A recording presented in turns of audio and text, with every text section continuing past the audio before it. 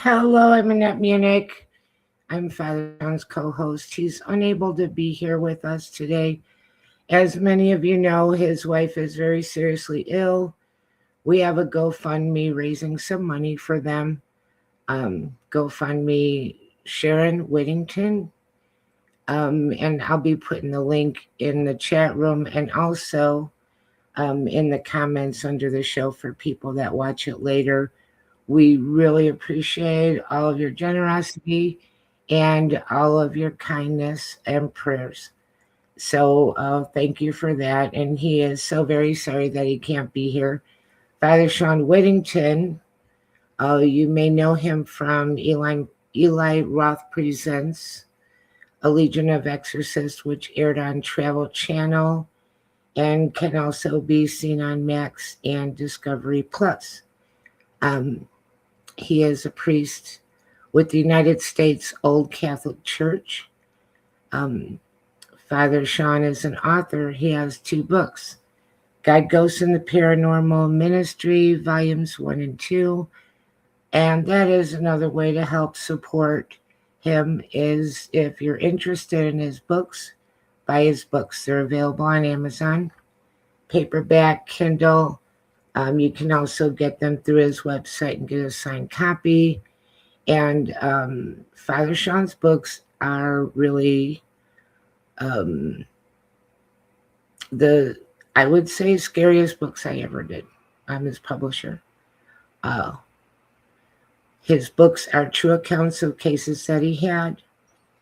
He talks about how he resolved these cases. There's prayers inside. It's a great book for spiritual warfare, but these stories are just crazy, unpredictable, very different. Not what you would expect at all. I'll talk about it for another minute because my guest popped out and she popped back in. So we've got a great guest today, but I did lose her there for a minute. There's stories in his books about like this wicked gypsy carnival, possessed people in old folks' homes, a shapeshifter Native American story, all kinds of things. And so each book is just a collection. Each chapter is its own case and its own story. Talking about books, I have 2 new books out this week. One of them is The Art of Writing by James Baxter. This is a marvelous book for anybody interested in writing. It's a collection of his articles on writing and just really, really interesting and very practical information. If you are interested in writing, I can't imagine that this book would not be of help to you in planning out your book, character development, pacing your story. Everything is in there, how to approach it. Just absolutely beautiful in the way it's done. And the other book I have is called The Other World is Real. And that is a collection of strange tales. This is another book that is a collection of stories, true stories and people's experiences. Very, very interesting stuff. And that is Thomas Lee Free's The Other World is Real, True Tales of High Strangeness, Ghosts, Companion Spirits, Angels, and Other Creatures. So I was blessed to be working on 2 very interesting books this week. And all of this is available on Amazon in Kindle and paperback formats. So we hope that you'll check it out. And I have a children's book coming out, Miss Fox and the ABCs. So that's Denny Gager. And I'll be talking about that more next week because I'm not done with it yet. But very cute books and back revisiting basic skills for children, things that you can read and share with your children and feel good about. Now I'm going to bring on Trish Mo, investigator extraordinaire. I'm going to give her a big build-up. Investigator extraordinaire, psychic, and lifelong experiencer And she's been on before. A lot of you remember her and you love her and you love her stories. So I asked her if she would come back and sit with me, knowing that we would be able to have a very interesting conversation. And having said all of that, I'm going to bring her on now. Welcome back. Trish, do you hear me? Hi, thank you. Don't scare me like that. She doesn't I say anything can. Can else. you hear me? I hear you. Oh, good. Yeah, so, we've had you on before. It always turns into a super deep, intense, and interesting hour because you've experienced so much. You're a psychic and you have experienced paranormal since you were a child. Yes, Trish, do you hear me? I And have. oh, she has. Okay, good. Um, how old were you when that first started?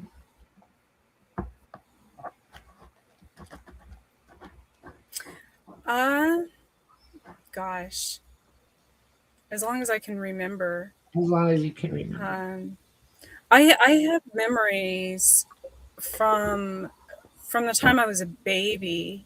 I mean, y- of weird things happening to me, but of course, I was born and raised, outside of Roswell, New Mexico, and so there's that whole theory. But um, yeah, it's something that has always been a part of my life. I finally, after so many years, um, I was a chimera at birth, a human chimera, meaning I absorbed my twin and and triplet, they think. And so it Mm. took me a really long time to kind of realize that either A, they my siblings that passed um, are still part of me because I still have some of their organs. So either that is my connection to the other world, or it's just something that I was born with. So That's such an interesting story. How prevalent is that to happen where a twin absorbs another twin? Is that more common than we think or very, very rare? I think it's more common than we think. The only reason I found out about it was because um, I have certain, like I have some organs where I have multiple organs, and so and I only found that out when I was in like college because because I got sick. And so, science has proven that even in organ transplant, the recipients, there's all these stories of people um, who have, like the little girl who received eyes from a convicted felon, and she had no idea who the eyes came from, but she started having all of these dreams, and she could recite almost with 100% accuracy some of the things that haunted her, as far as murders and things that he had committed, so things through his eyes. And so that's really when I started researching this stuff. And so if that's the case, speaking of residual energy, if that's the case, then it would be the same with organs, and with, you know I hold my siblings' energy that have passed on, things like that. Oh, That's super somebody in the chat interesting. said, I am a chimera too. Research found Yeah. 1 in 8 1 in 8 pregnancies it can pregnancies. happen. So yeah. And the way that they find out is because you have multiple organs, right? So they just make an assumption. Otherwise, how would they know? Right, but if I hadn't Exactly. There's probably more people that are born like that than they realize, you know. Right. I've heard other stories, and I've also heard accounts where there's people who they get a donated organ, um, and they develop different personality traits, different cravings.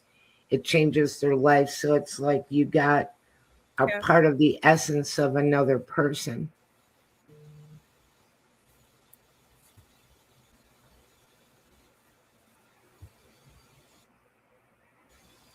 And what do you think you have a little lag?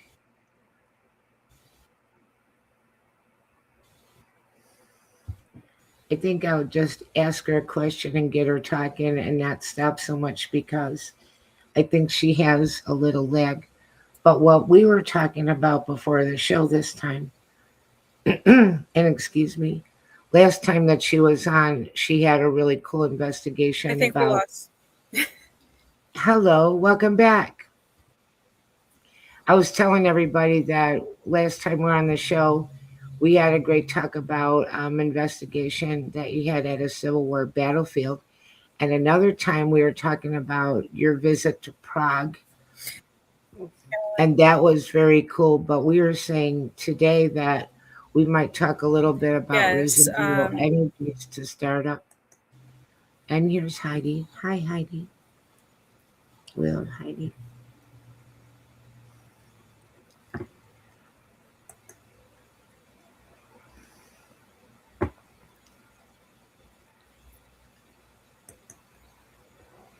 Okay, Carrie said, I was able to remove her essence and a profound change in my interests and thought processes changed. That's interesting. That's very interesting. And, you know, if you had that your whole life, you wouldn't know that part of that was, should I say the word attachment? It is a word attachment, but it doesn't mean something demonic. But you had an attachment on your spirit for your whole life and didn't even realize it until it was removed. That's really interesting. Trish, I gotta get you talking, girl. I'm about Interesting. to So for the tap lost my dance. twin and triplet. Okay.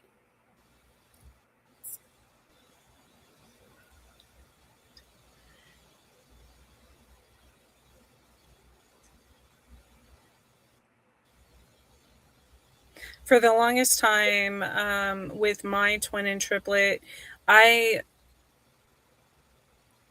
I thought I was almost haunted by them, Interesting.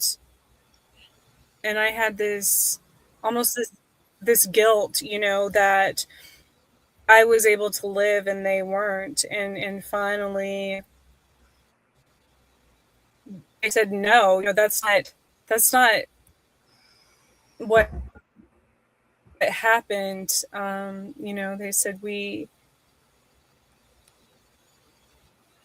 you lived because you were the strongest, you know, we died so you could live, you know, type thing. Wow. So I really had to come to terms with that. And it really helped. But if I didn't know, you know, all that time, then it was kind of, it was confused. There were so many where I did feel different energies, not as in a possession or anything, but coming from within, where I felt like I was being pulled, you know, I was pulled in different directions as far as spiritually. So um, it is quite a profound experience, though, as far as that goes, you know. How are you able to connect with and understand their thoughts and feelings? And also, the second part to that question is, do you still experience this today?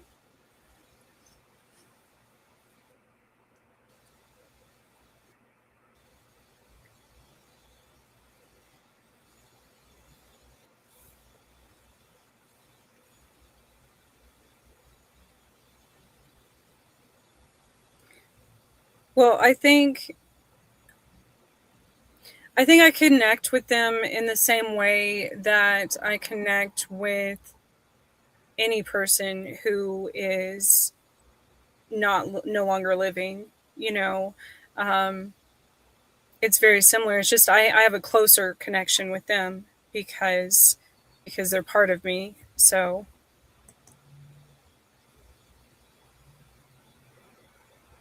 But again, it's kind of like what we were talking about with Carrie. That's the way it always has been, so that's the way that it is, and that's not anything unusual. And that's all made up into the fabric that has become you and your life.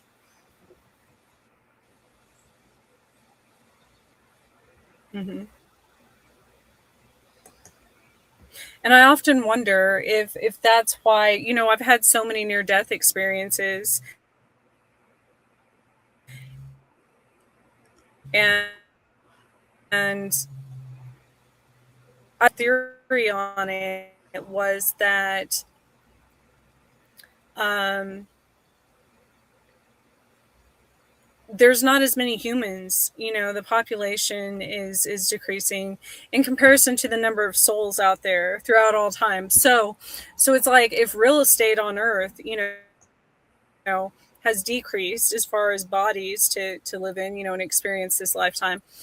Um, it's kind of like if my body was an apartment building, and you imagine it like that. If your body's a house, mine's like a 3-story apartment building, and so each one has their own karma and their own experience and their own um, things to learn in this lifetime. And so I've often thought, with all my near death experiences, I'm like, maybe that gave me extra lives, or kind of like. And how many near death experiences have you had?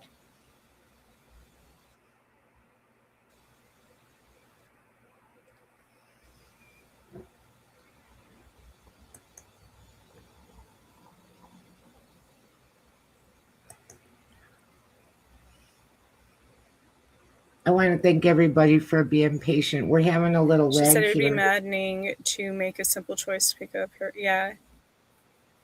We're having a little lag here, and she's behind in hearing what I'm saying. And You keep dis you keep disappearing, Annette. oh, really? I'm disappearing. You know what? I would like to try and bring Carl in here and have a three-way conversation.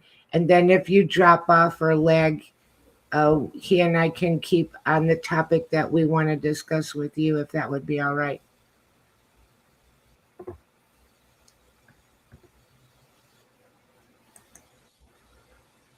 So, Carl, can you come in here? I'm going to send an invite to your Facebook.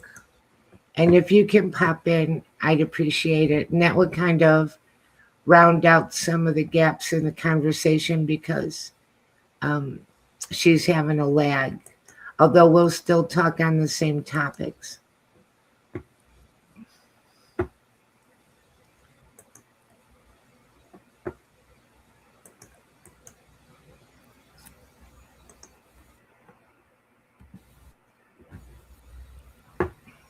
Okay, I put that in your Facebook. All right, Trish. So you say that I'm kind of going in and out, and I see her, but she just popped off. Thank you, Carl. If you can come in and round out the conversation, that'd be lovely.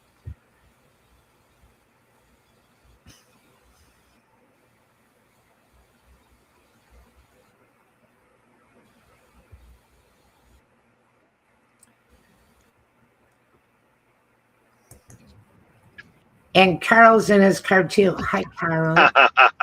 Yeah, I've got good internet here, so You're my we're good. hero today because she dropped off a few times before I started the show. So I was a little bit teeny tiny worried. I'm going to bring her back in, and I'd like to talk on the same topics, but just sort of this rounds it out a little bit for the audience, in case there's a lag or whatever. Sure. And, I appreciate you. You're the go-to guest for any occasion. A man of many words and many subjects. So thank you. Trish, I'm glad you're back. I Okay. went back to my laptop was lagging too much, so Okay.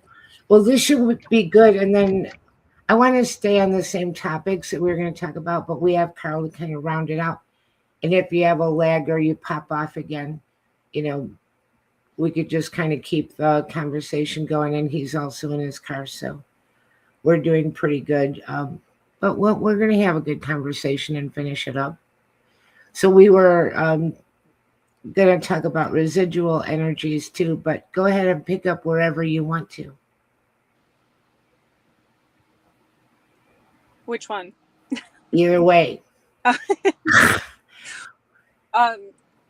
So what I was saying with the organs, that kind of goes into, as far as residual energy, residual energy can affect objects, organs, people, places. I've had this conversation before with Annette that there was a house I lived in New York, a very old house, but there had been 9 stabbings throughout history in that house that were completely unrelated over the years. It would happen every 20, 30 years. And I interviewed years ago Jill Weaver when we got on this subject, because she was a biologist at the time, as far as how emotions and human energy and things affect. And she was the one that had told me there is, in some states, not all states, have a law as far as the real estate industry goes, where they have to disclose if like a murder or a suicide or something has happened at that location for the next owners. And I think that's a really good thing, because I would say I've been looking at houses recently, and I'm probably drawn to these. I mean, maybe that's part of my purpose, but the last 3 houses I've looked at, just randomly, someone who lived there has unalived themselves. So, and then something else, once you start getting into the history of the place, I find out something else tragic happened also at that location 20 years prior, 50 years prior, 100 years prior, but almost in the same exact scenario. Yeah, so that's now you could say this is something residual, and you could say it's haunted. You could also make the argument this place might be cursed. Oh, yeah, absolutely. Yeah. Did you experience a lot of paranormal around there, or? I experience paranormal everywhere. So to me, that's normal, but once you start getting into, it also has a lot to do, if you start getting into the quantum theory of multiple realities and things like that, the energy on the timeline, regardless, timing for the most part is fluid, so it doesn't matter. But if you put everything in the same scenario, then it recreates that same energy and frequency. And so, and we've learned that with with wars and even like, I always think about those things like the assassination of presidents and stuff, like Lincoln, they say was assassinated at the Ford Theater, and then Ford was, what is it? So everything's like the flip side of those. And the same with wars and stuff. You know, we keep repeating things, but I think we repeat things as humans. That's part of our learning process. You know, we're going to repeat it until we learn differently. So, Well, the idea of residual hauntings is very interesting, and a lot of people have a bunch of different theories, but there are a lot of different things that you could call a residual haunting, kind of like what you're talking about. But I experienced a residual haunting in a place that I lived that was a little bit more of what people would call a residual haunting of, I would see this guy, he looked the same, he looked like a real person, he did the same thing over and over and over again. We don't know why. He was walking towards the back of the house. You go back there, nobody's there. There's no way to get out back there. But I would see, it was very creepy, actually. I would see him in the bathroom mirror. I would see him walking behind me. And it happened pretty frequently. And my kids saw him. He was a young guy. And it looked like somebody's in your house.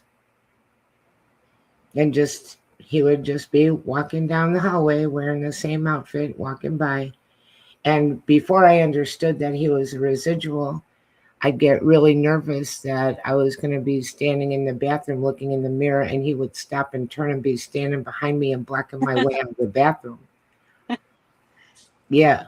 So I got a genius idea, and I covered the bathroom mirror with a hand towel forever.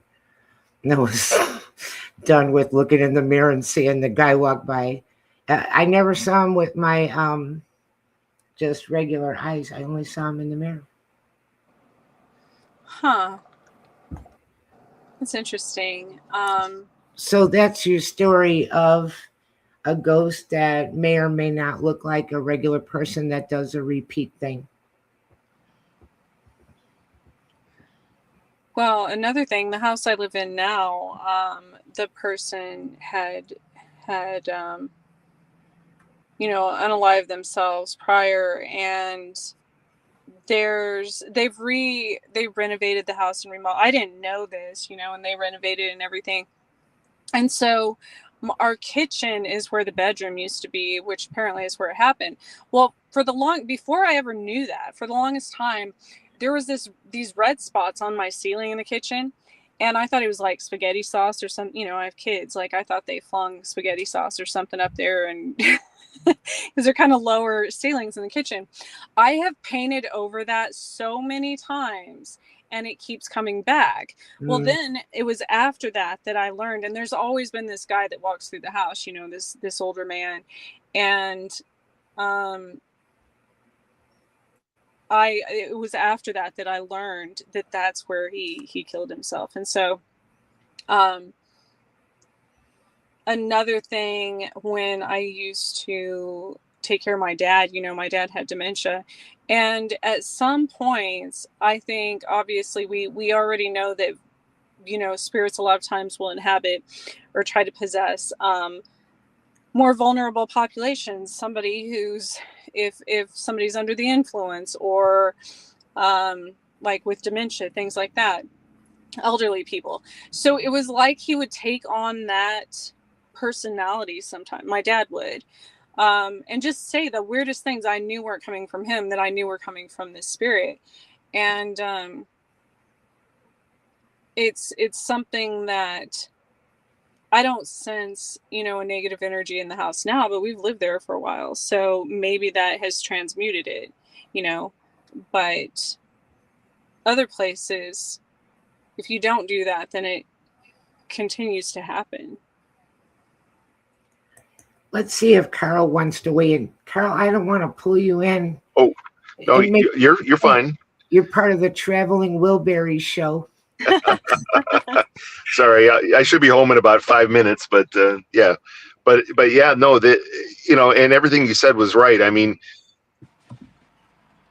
yeah, I grew up in a house that was haunted, and there was a gentleman that had killed himself in the upstairs bedroom.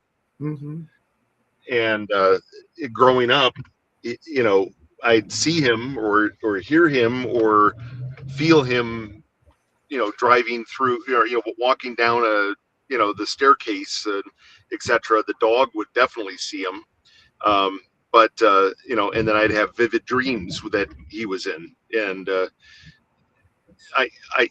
later on, of course, with the great, ancestry.com, I actually ended up, looking him up, and sure enough, I found all kinds of information on him that really jived with my experiences.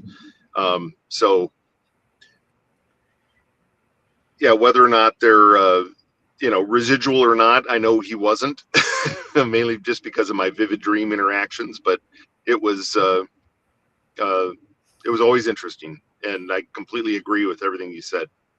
And a lot of times when people talk about residuals, they're talking about a spirit or an energy that may not be a spirit, that just might be repeater energy that may or may not be interactive at all with the current world. And it's almost like you might say that there was a little tear in time, maybe, and they're doing what they always do, and you're doing what you do, and for a second you can see each other. Yep. Oh, it was interesting. There were some, when I worked for Yuma County back in 1990. So I was down in a lot of old buildings that were down there, and I know that everyone says that the Yuma Territorial Prison there is very haunted. I never really actually went there. The areas that I was in were plenty haunted, but some of them there were residual. In fact, there had been the building that the county offices were in was a hotel at once that had burned down in 1916, and then it was rebuilt as this bank building in 1920, and then of course it had been converted into the offices for the county. But there was residual where you would hear on a third floor that didn't exist. You could hear like stampeding people yelling and screaming and yelling fire, and it was quite disturbing for a lot of the county workers. But in the basement, though, there were not residual spirits, and they would torment the construction guys and others in the building, and it was always it was always a fun day at work. That was for sure. Never knew what to expect. And right, that kind of exactly. reminds me of a story that Father Shawn wrote about that was really interesting, about these people experiencing a residual haunting. And the building was changed from what it used to be. And they'd see spirits walking upstairs that are no longer there and walking right into the wall. Yeah. Oh, in fact, I always wonder because the house I grew up in actually was torn down about 4 years ago, and this mega mansion was built on the lot. And I'm always curious to know whether or not Mr. Dobik is still following some of his paths, But that brings up another question. Like you mentioned, the upstairs, it sounded like people were stampeding and there wasn't an upstairs. Okay, so this is where you get into the quantum theories of, is that a tear in the space-time, where that's actually happening, but in a different reality in the past or in the future or whatever? Or is it actually, something, and like your timeline is just now catching up to it, or what have you, or is it something that's actually like more of a haunting, when it comes to things that are no longer there? Because where I live now out in the country, everybody has always said there's no trains that go through there. There's never been a train through there, blah, blah, blah. And we hear trains all the time. And then upon further research, there was a really, really, really, it's no longer there anymore, but there was at one time a really old track before they started mapping them and recording all the routes and everything. And it was just like, a back almost like a back road, but for trains, that they a really short route that it rerouted on. So it may not have been recorded. So a train actually did go through there, but we hear it all the time, and there's nothing, it's not there. So kind of like that. Like, are we glimpsing into portions of other timelines, or is it a haunting?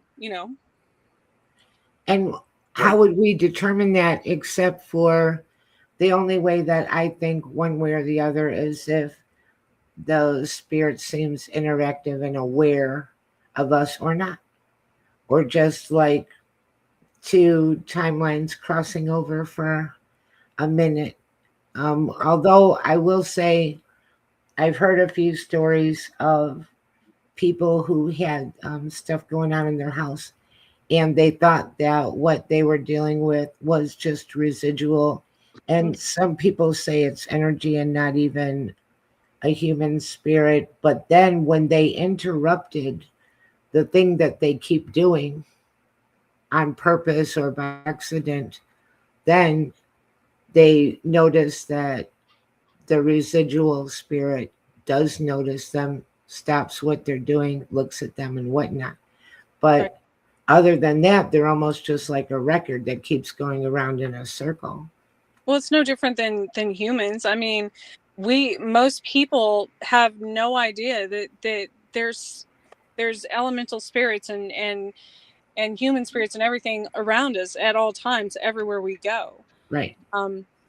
But you're not always aware of that until you see it, and then it's like once you see it, you can't unsee it. Right. So that makes sense, as far as whether. And then another thing is with residual energy and spirits is, even if it is not an interactive, intelligent energy or spirit, or even like from a human soul, I do believe that it can still influence humans. You know what I mean? So just because that energy in a specific location might not be directly tied to any person or that has ever lived, I think that can still influence a human's actions if they're not aware of their spiritual energy.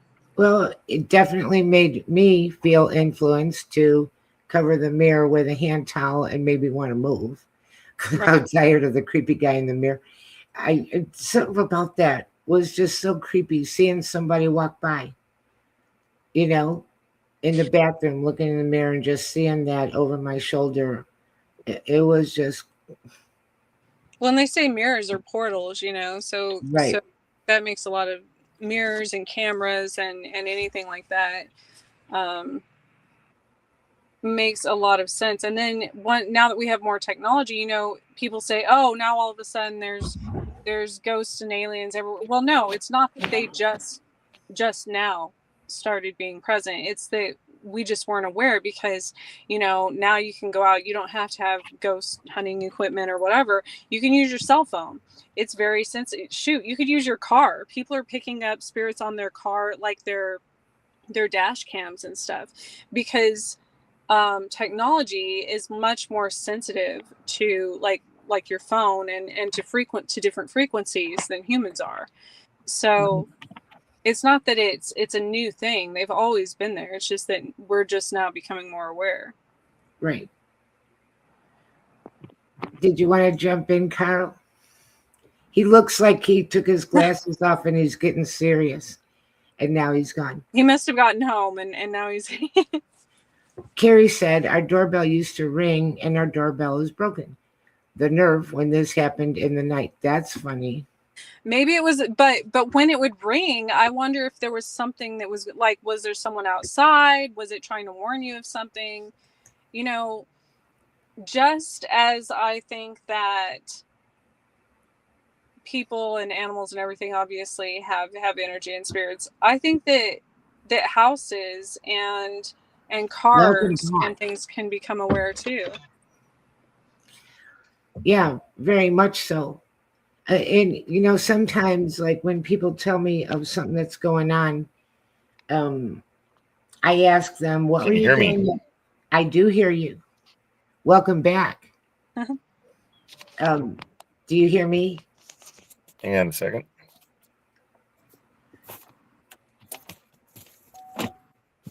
What was happening at the time that you experienced this, and how did it make you feel?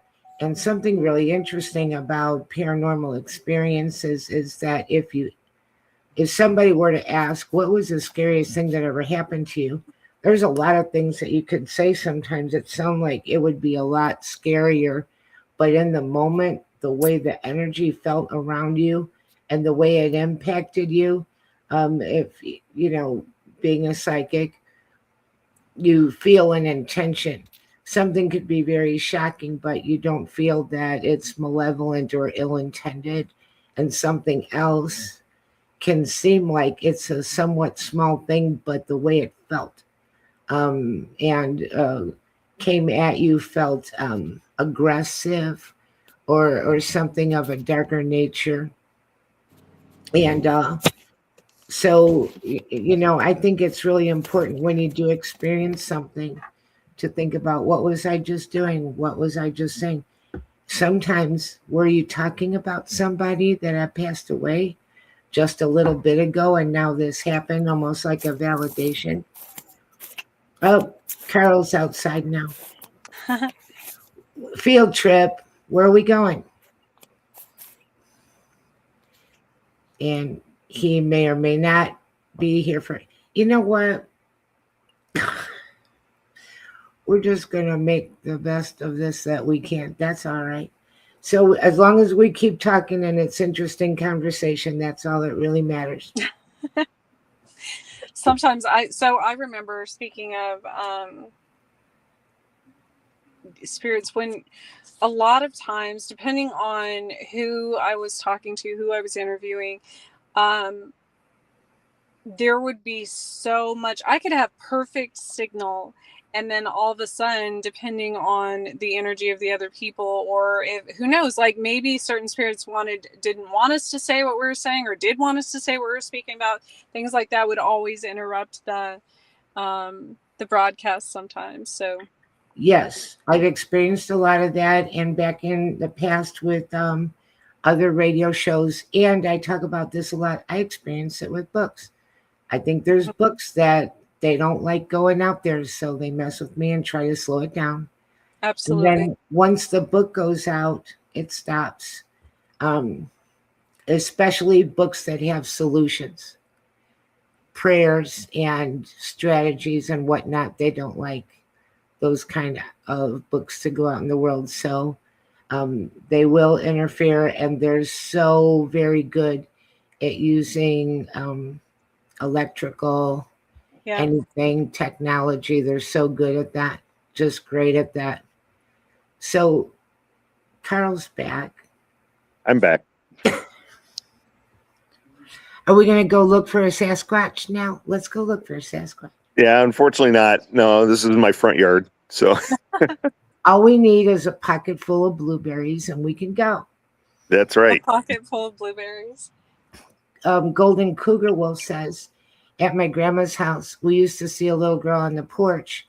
The son of the guy who built the house came by one day to see the house and told us of his sister passing away from TB.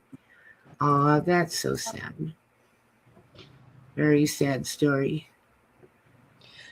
I'll tell you a funny story from that. I'll continue on that Yuma story, but there was a woman in a white dress that on the top floor of the bank building, aka county offices, people would come out of their office and turn into the hallway, and she'd be standing there, and then she would just go out the end of the hall. She'd turn, look at them, and then turn and walk out the window at the end of the hallway, which of course there was nothing out there. It was the side of the building. But when they were actually refinishing the building, they had stacks of drywall out in the back, and then they had like a chain link fence with barbed wire around it that was right, in the back alley, and the right behind it there was a bar, and it was like a biker bar, and there was the owner of it who I had met. He's big burly guy, and he was closing up late one night and walks out of his bar, and he looks up, and there's a woman in a white dress sitting on top of the part of the drywall sheets that are stacked up out there, and he turned, looked at her, smiled, waved. She waved back at him, and then he turned to lock the door, and he turned back around, and she was gone. Interesting. And I always thought, I always loved that. But, when you've had ghosts smile back at you, I've had that happen a couple times myself, but it was, it always makes me think, how is this, how does this happen? Why, like you were talking about quantum, right? Mm-hmm. So. I got Carrie saying my kids were very intuitive and told me when I was learning to remove soul fractal residual energy, they could see I was able to do this and coming to me to be crossed over. And that's why the doorbell rang. Ooh, Yeah. That's interesting. I'm not really sure what she means by fractal energy. Anyone know about that? I believe that souls can have, if a person has intense, like, traumatic events in their lifetime, the feeling of your soul being fractal, meaning left in different places, or memories or time, and so I get that a lot. Also, I design headstones for a living, so most of my clients are dead, and so and that does happen, that where that causes a lot of confusion amongst the dead, because even for the living, when we experience traumatic events, a lot of times our brains, like, we don't even remember that in our lifetime. A lot of people shut down and don't remember that part of their life. Well, it's the same with I've experienced anyways with spirits, because especially if they died in a really traumatic, like a car accident or something, they might not know that, and so, but they're constantly, that's a fractured part of themselves where they can't move on, so they continue trying to find what it is they're looking for in this world, or on, so they can move on. Maybe that's what she's referring to. Interesting. And that's what a lot of psychics and mediums and such help with, because there's so many that don't even realize they're not living, that show up to me just as a living person. Oh, absolutely. I had one experience where the person did not believe that they were gone. And it was literally a battle. It was quite an experience. It actually took myself and a friend of mine in order to deal with him, but he was very much influencing his widow to the point where he was like almost caused her to crash her car, and in order to get him to move on was a challenge and a half. So yeah, agreed. I got Carrie saying, yes, Trish explained it right. Traumatized soul parts lost in the land. Interesting. I guess, to me, listening to that, and I do wonder sometimes, because I hear people talk about soul and spirit and mind, consciousness, and all of these things I believe in all of these things, but they're all kind of like conceptual. ideas, like people will think that their mind is in their brain, and not really. And your consciousness also is in your brain, and maybe your spirit and your soul are in your heart, but not really. These are very conceptual terms. So, that I think it might be easier to say an energetic fracture, where you've left a fingerprint or an imprint here, there, a piece of yourself here. And we don't know the rules of the spirit world, because I wouldn't really think that cemeteries would be haunted. Who would want to be there? They would want to go back someplace where they could go back, but you could be showing up here and there and all over the place. You could be showing up as much as Al Capone. Everybody sees Al Capone. Al Capone's everywhere. Everywhere's haunted because Al Capone was here before. I think cemeteries are haunted because of the living, because the living are the ones that bring that energy to the cemetery. The living's the one. People go to cemeteries and feel guilt or shame or intense emotions of whoever they're visiting, for the most part. If you go to visit a loved one and you feel like you should have done more or said more, whatever, coulda, shoulda, woulda, all those things people bring to cemeteries. And so you're bringing that energy to the cemetery, which creates almost a poltergeist of hauntings, which is why in my opinion, is why cemeteries are haunted more by the living than the dead, because it's a place for, essentially, for the dead to rest. However, a lot of times we as the living don't even realize that we're what is causing those that have passed on to hold on a lot of times, or to not be able to move on, because it's our energy calling them back almost. So, and people don't realize that. And because I do work around cemeteries all the time, I've really become accustomed to seeing, when families come in and stuff, how much of their emotion is affecting the environment, either at the cemetery or even to the one who's passed on. Yeah. So, it's not like what you're saying. It doesn't necessarily happen independently of the people and the emotional charge that they bring to. But I think you would always have a little tie to where your bones are. Oh, absolutely. Yeah. Mm-hmm. Although it would be your least favorite place to hang out.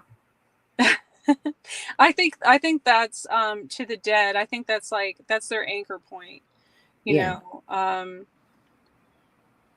but there's also different theories, especially in like Native American culture and stuff, where it, like, or even Vikings, if you're cremated, for example, and say your ashes are scattered in the ocean or a river or something, or just in the land somewhere, in the wind. So that person wouldn't have an anchor necessarily as in one place, but their energy would be essentially in a lot of places, including where they were when they died. Right. We have like 6 minutes left, so we'll see what Carl has to say and let everybody know what everybody's up to, and that'll be pretty cool. Yeah, no, I agree with you on that. I mean, I've been in some cemeteries that you can just feel, I don't want to say residual, but you can feel the sorrow there. Mm-hmm. And that is, I don't want to say like a negative vortex, but certainly impactful, Mm-hmm. Well, on top of that, with that type of vulnerable energy, with emotional people there, with sadness and hurt and shame and all this other stuff, that also attracts non-human spirits. That's the perfect place for non-human spirits to target, or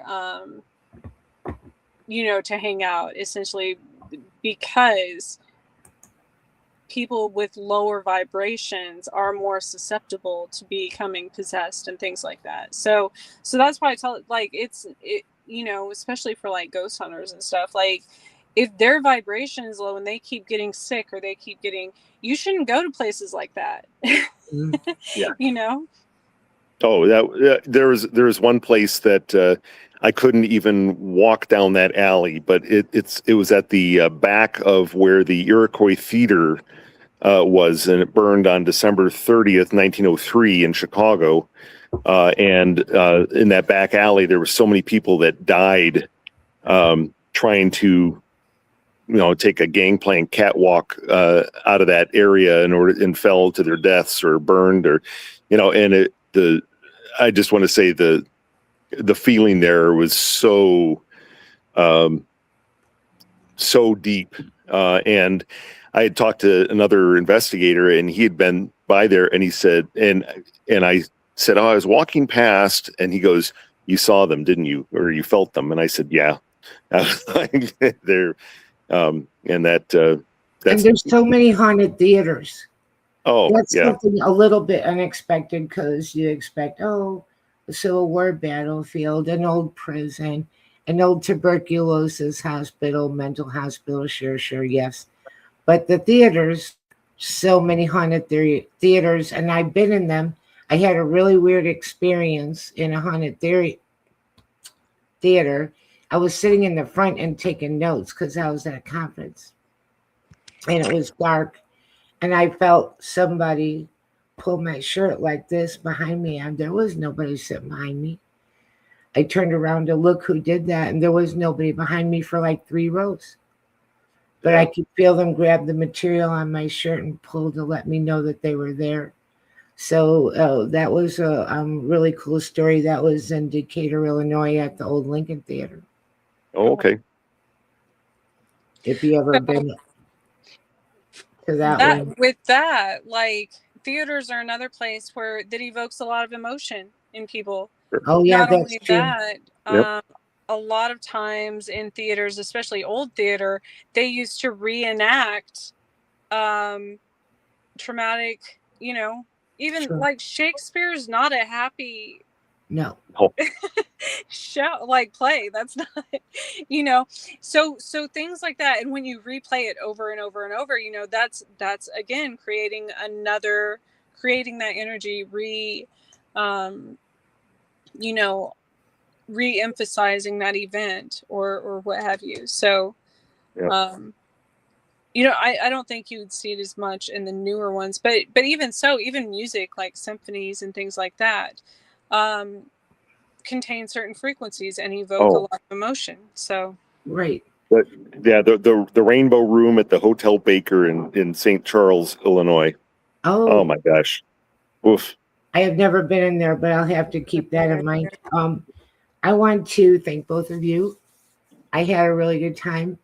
We had a good conversation that went all over the place, and let everybody know where you're going to be. And I also want to thank UPRN Talk Radio 107.7 FM in New Orleans, 105.3 in the Gulf Coast, Joe Montaldo, Michelle DeRoche.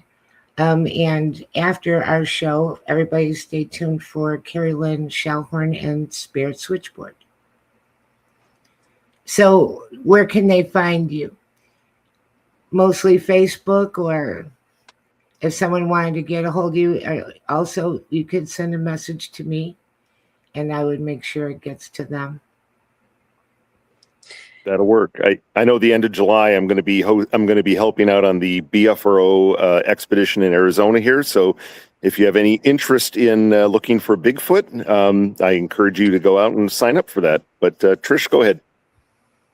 Sorry. Oh, no, I was going to say, I have a new project coming up, but as Annette said, I mean, people will be able to find me. If they're drawn to me, they know where to look, but, but again, I'm like Annette, I don't want to, I've done this so many times. And if I try to put it out there, like before I actually complete it, then and it's something that I am being guided to release, I can't do that anymore because everything in the world will try to stop me. So it'll be a surprise. That's all I can say. It's It'll coming be a out though. surprise. And I'd like to have you back again, pretty soon. And I know Carl's going to be with us. I saw you on the schedule. And next week, I have Pat Fitzhugh coming. And he wrote a very interesting book about the Bell Witch house. And we're going to be talking about that next week. So that'll be a lot of fun. And I hope everybody will be back to join us. We love our chatters. We wish everybody a great evening and a great weekend. And thank you for joining us. You mean the world to us. Really, you're the reason why we do all of this. And again, thank you on behalf of Father Shawn. I did put the link in the chat room, and everybody remember him in your thoughts and prayers. And with that, I will sign off. Many thanks, and I will see both of you again soon, hopefully, and really appreciate it. Thanks, Annette. Thank you. Thanks so much. Take care. Bye-bye.